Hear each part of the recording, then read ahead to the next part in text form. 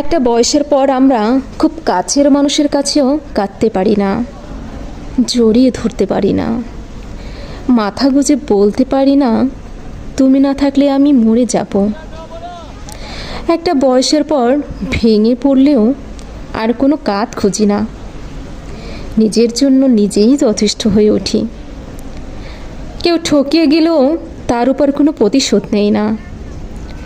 একটা বয়সের পর সব সহ্য করার ক্ষমতা জন্মে যায়। কষ্ট, ব্যথা, শোক, হাসি কোনো কিছুই আর তেমন স্পর্শ করে না, ভেতরে ভেতরে নাড়িয়ে দিয়ে যায় না। একটা সময়ের পর হেরে যাওয়াতেও ভালো লাগা খুঁজে নিতে শিখে যাই আমরা। বড় হয়ে যাই, বড্ড বড় হয়ে যাই, যা আমরা কোনো দিনই হতে চাইনি।